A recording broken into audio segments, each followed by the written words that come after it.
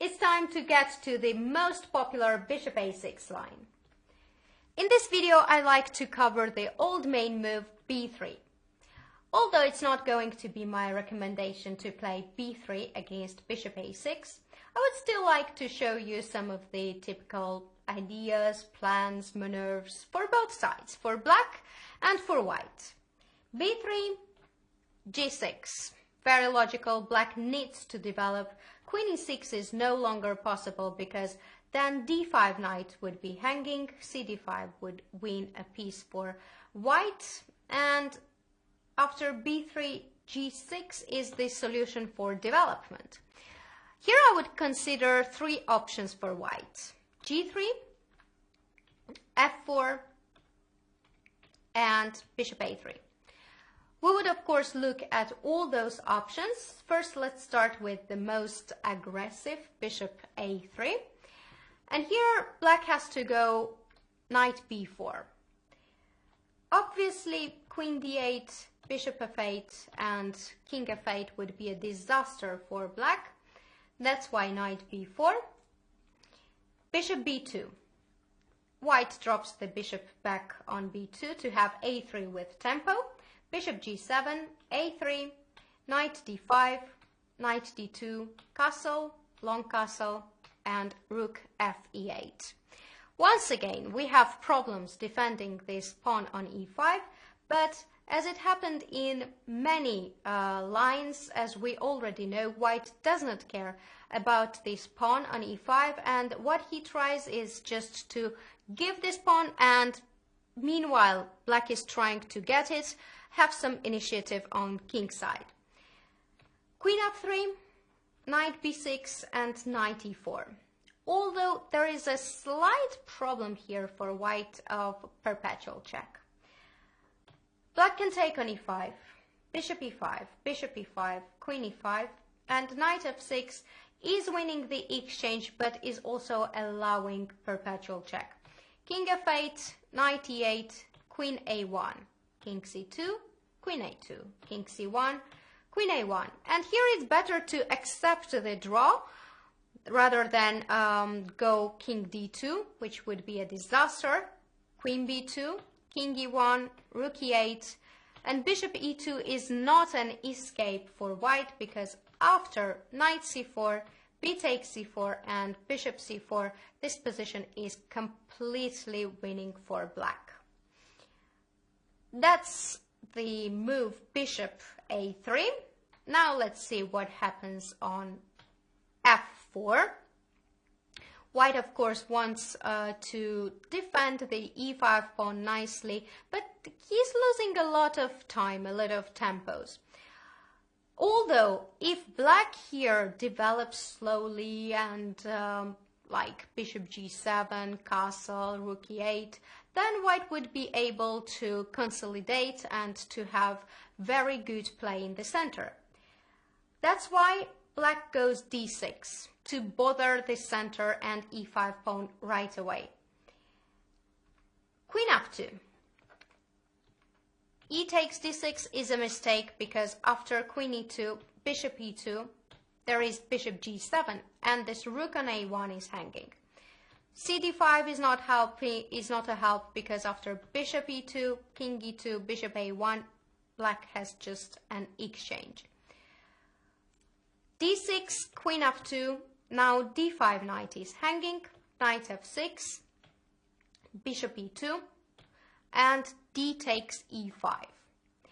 Here white castles, but of course it's interesting why not to go bishop a3 as there is already an open diagonal for it.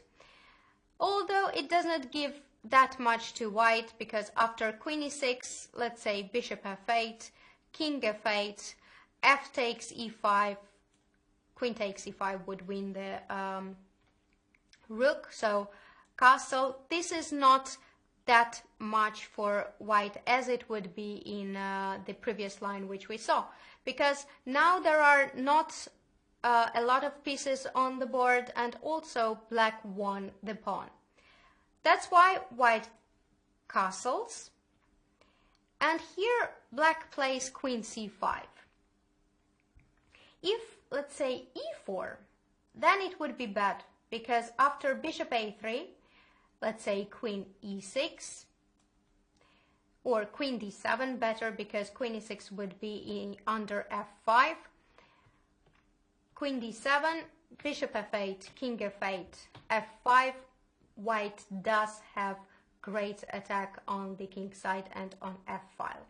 The same idea would not work in this position with bishop a3, queen e6, bishop f5, bishop f8, king f8, and f5, because now simply it is not defended. Queen f5 is possible, and if after castle there is a threat of f5, black just takes this pawn on f4, and afterwards king g7, black is completely fine. I would say black has an advantage. So after castle, queen c5, bishop e3, here is one move, and because of this move, I think that f4 does not give anything to white. Let's say if black went here, queen a5, then everything would be great. We would take the pawn on e5, and this knight would be hanging. If he moves, then f7 would drop. But unfortunately, after knight e4, queen f3, there is a temporary sacrifice of the queen, queen e3, and bishop c5.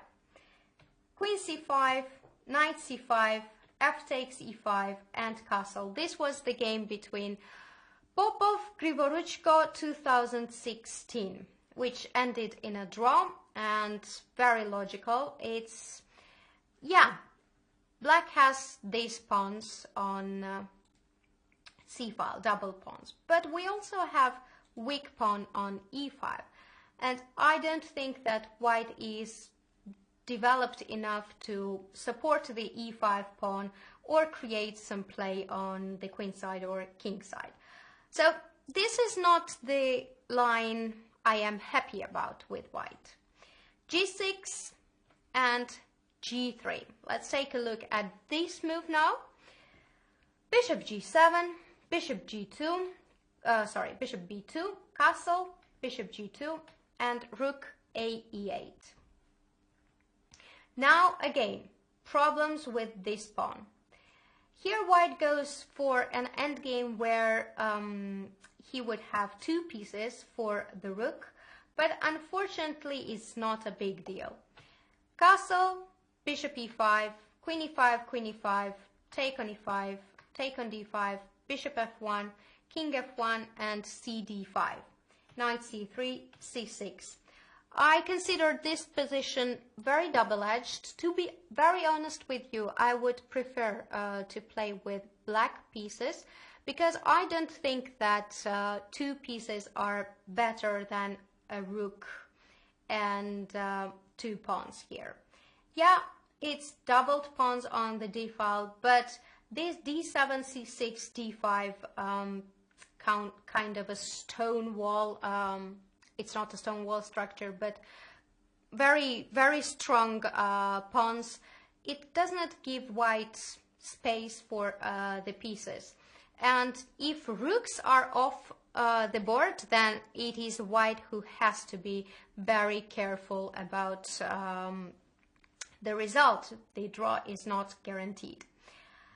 That's it for the b3 lines. I wanted just to show you best continuations from black side on this old main move, and some of the typical ideas, moves and plans, just to get more comfortable with the Scotch. Next video will be finally about the main move, main line, instead of b3 here, knight d2. It's going to be very sharp, complicated. We will need quite a bit of memory to remember the important lines, but if we do, it will be a pleasure to play the positions. I promise you that. So see you soon in the next video.